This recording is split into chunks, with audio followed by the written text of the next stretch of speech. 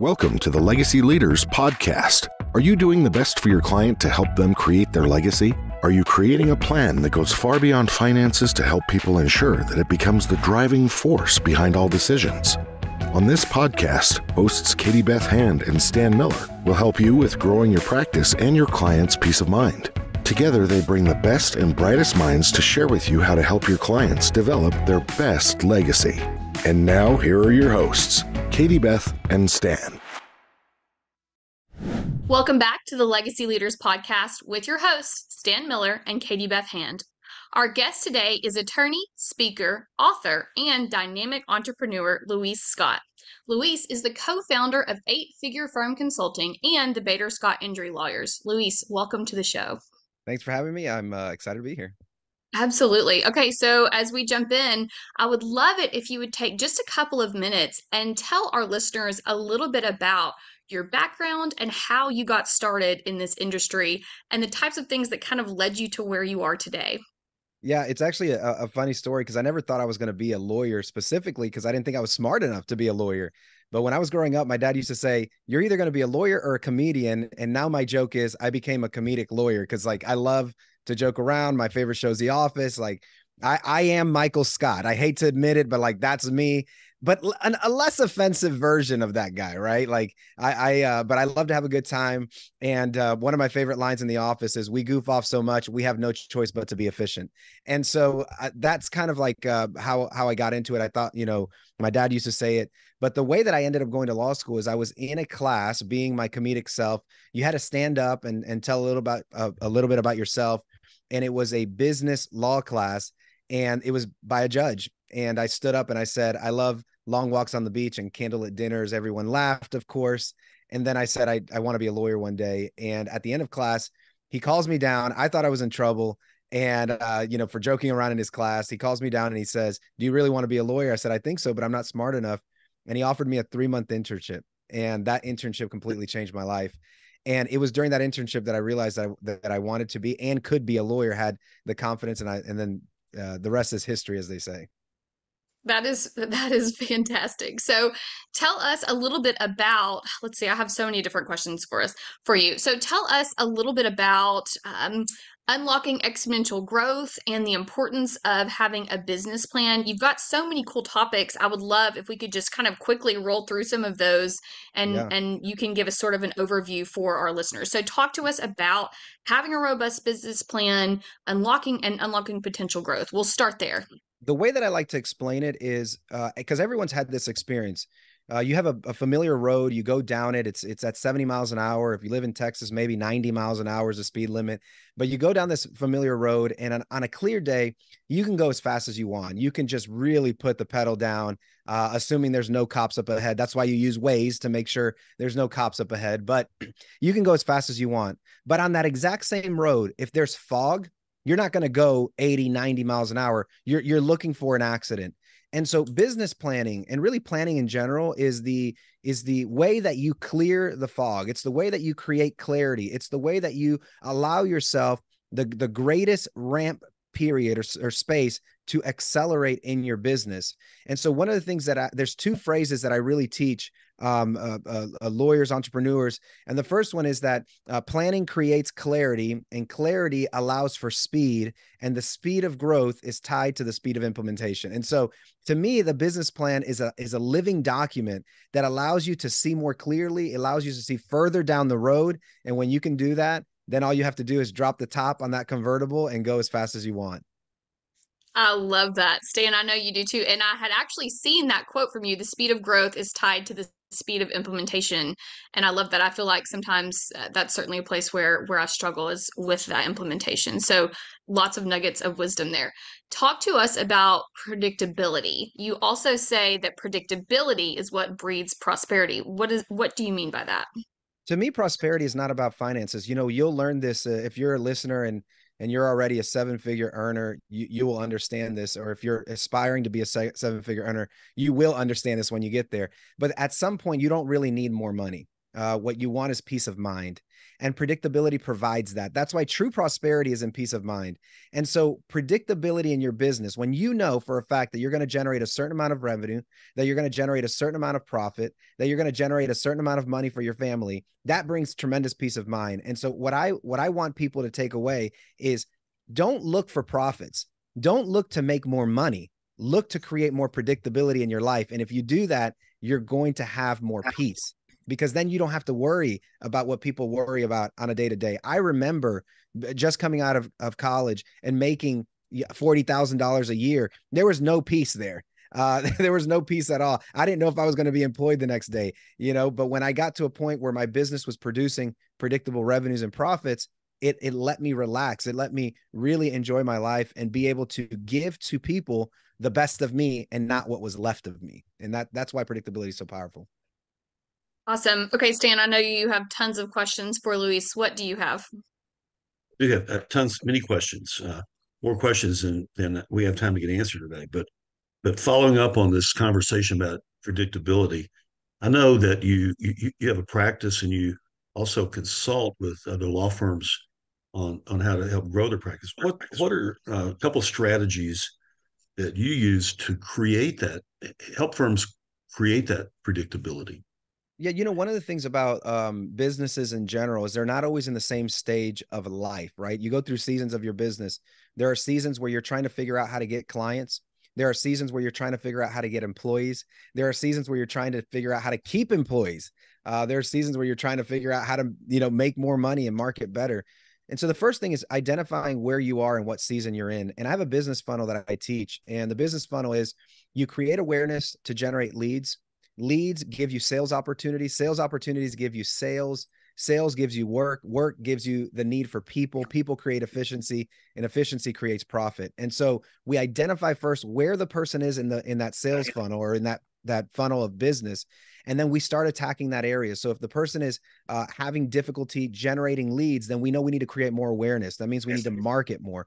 If the person is having problems with sales, so that let's say they have leads, but the sales are not there, then we work on sales training and sales conversion, accelerating the sales conversion rate. If the person is having production issues, then we ask, do we have enough people? Do we have the right systems and the right efficiency? And so depending on where you are, that's where we're going to attack. And I heard this recently, I think it was Alex Hormozy who said that that millionaires remove one constraint at a time, billionaires remove two constraints or more at a time. And so the question is, where are your constraints? How do you remove them? And the more constraints you can remove at a time, the faster you're going to grow. And so it's all about identifying first where you are and then starting to remove those constraints. That makes total sense to me, actually. Great way to think about it. And so, yeah, it's not always marketing, right? Sometimes it is, how do I get this work done that I have actually in my pipeline? And so, this whole conversation about empowering the workforce is a really interesting conversation now. I just saw on CNBC, like a few days ago, that the CEO of Zoom has now decided that she's going to require Zoom employees to come to work, I think 2 or 3 days a week. I thought, how crazy is that, right? Zoom, of all people, Zoom is saying, wait, you got to come to work, right? So, so I know during COVID, everybody went home to work, and that worked pretty well, and you had to, right? But now we're in kind of an interesting place. So, what are you seeing out there now in terms of this dichotomy of working in the office, working at home? Are you finding that a lot of people that you work with are now requiring employees to come back to work? And if so, what kind of pushback are you seeing, and how's that working? Man, that's a very complicated issue, because there's philosophies on each side that are entrenched in their own position. And if you want to talk about this topic, you got to take a stance. And so I decided I was going to take a stance, and my stance was people should work in the office. Now, that's really controversial. I don't want anybody to just shut off the show yet, because there's a reason for this.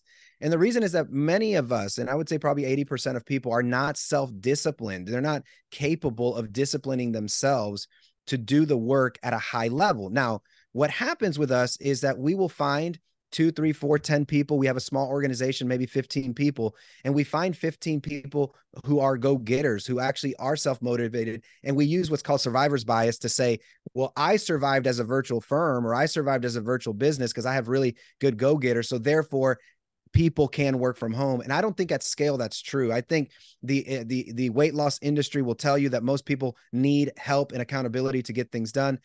If you judge production of individual employees in your organization, you'll find that they're more productive when they have accountability. And we haven't been able to figure out how to create accountability in a work from home context, not at scale, because it's very hard to monitor the work of people when they're not around. And so my stance is that working from home reduces production. Now, one of the things that was happening during COVID was that people were really excited about the opportunity to work from home, and they really wanted to show that it was possible. But as that excitement and enthusiasm started to wane, you started to see those levels of production continue to decline, so much so that several companies found that people were working less than 2 hours a day working from home. They were just sitting around watching Netflix and not doing anything. So in a small scale, limited sample size, you could probably find people that work from home. In a big scale, it's going to be much more difficult to find that. And so using that information and that data, what I call the greatest work from home experiment in our lifetime, you can now position your conversations differently. And the conversation for me is, listen, employees, I understand that you want to work from home, but here's what I have found. Most people are not self-dedicated enough to work from home. So what we're going to do, we're going to give you the opportunity to work from home. We're going to give you the opportunity to earn work from home days through your performance. And if you can demonstrate that you can work well in the office and you do it consistently over a period of time, we'll be more than happy to grant you some work from home time. And that has worked really well for us. Now, there has been some pushback. And what I'll tell people, if they have the same philosophy that I have about working from home, then they should do one thing that's critical to finding these people that want to work in the office. And that is asking the question up front, do you like working in the office? That is a prerequisite for us. We ask that up front. We want people who like to work in the office because we believe that it creates a better culture, better camaraderie, more production. And it's evident in the fact that when I compare the numbers that we have for our business and our law firm to other law firms who are primarily the virtual, our revenue per employee is almost sometimes double of what these virtual law firms is. And it's because of the level of accountability you can have when you're working in the office. One of the other things I know that you speak about a lot, and I'm very anxious to hear your comments on this, is creating a culture. Mm-hmm. It's so you talk about creating a thriving company culture. So what are some ideas about, well, first of all, speak to the importance of that, and then if you can share some ideas about, give me some actionable things, like what can we do at the ground Yeah. level to actually create the kind of culture we want. I think for a long time, people were thinking that culture was like ping pong tables and pool tables and kegerators, and because that's what we saw Google and some of those Facebooks do.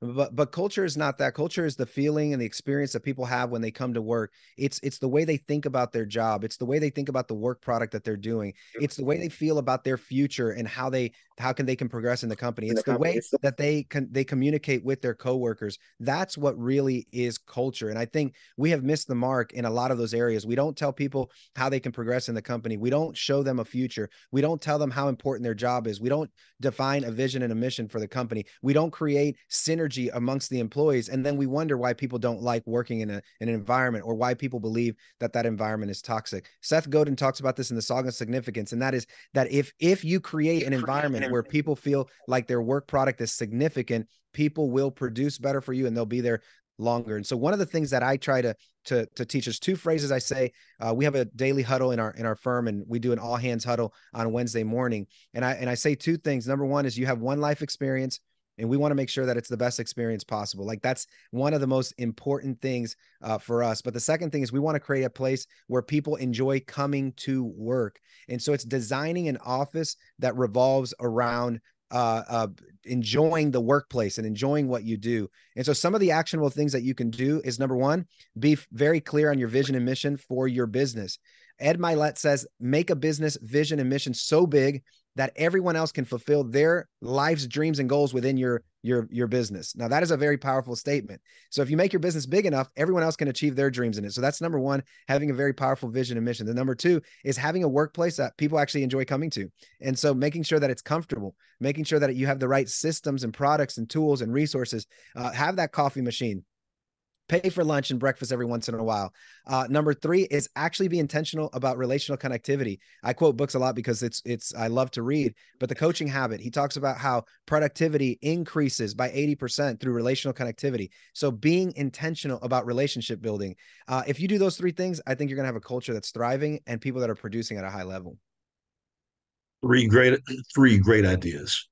You also talk about the importance of professional development, investing in that. Speak to that.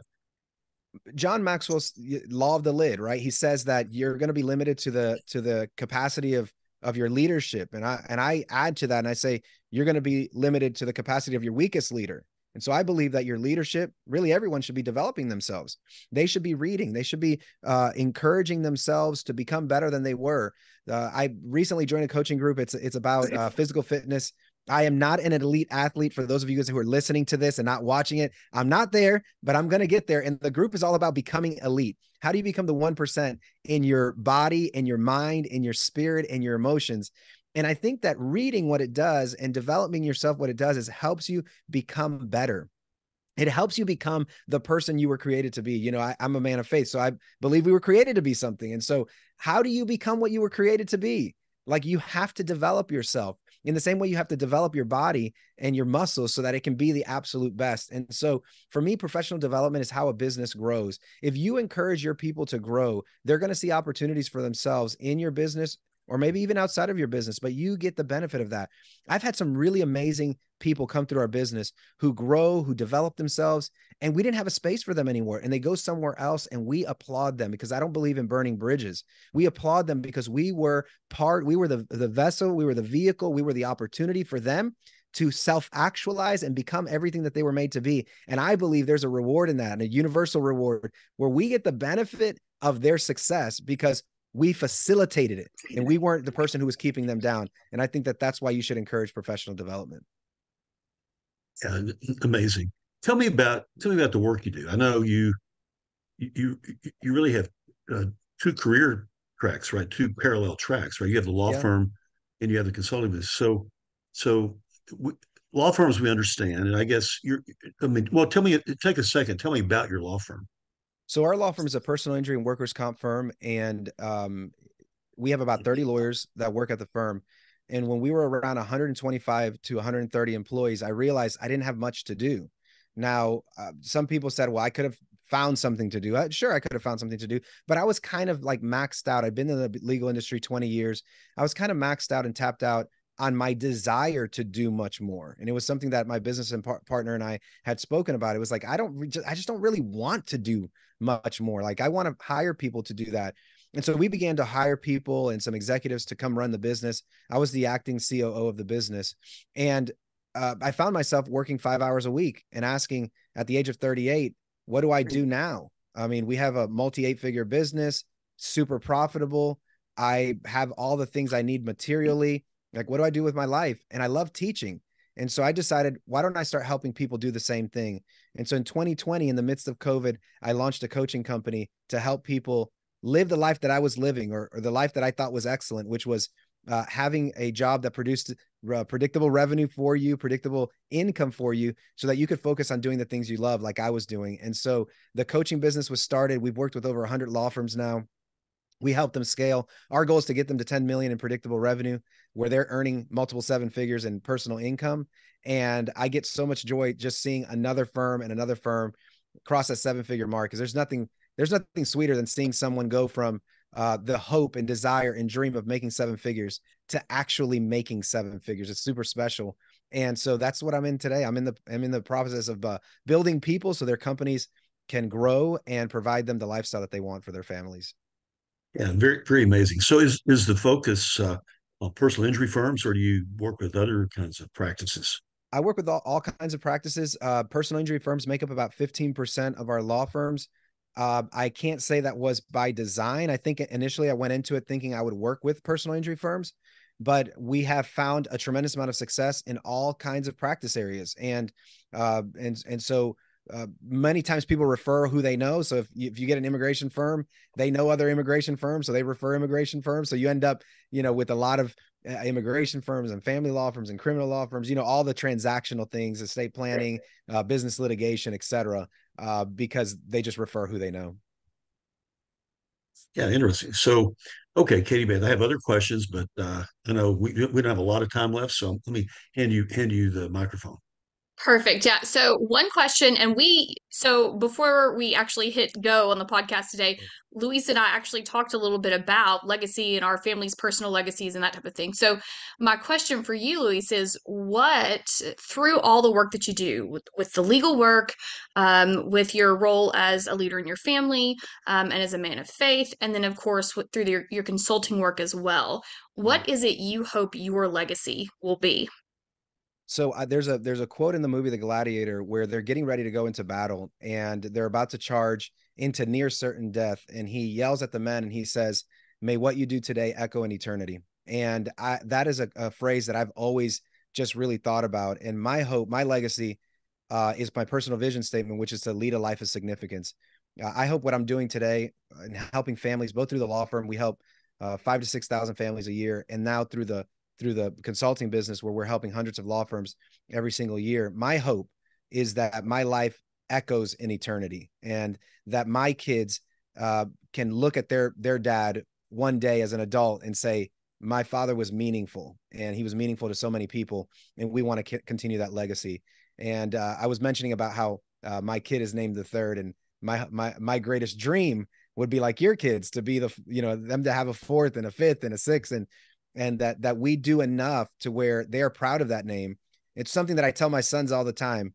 I always tell them, you're a Scott, and don't ever forget that, because I think remembering who you are and what you stand for is so powerful. So I just want a legacy where my life actually meant something one day.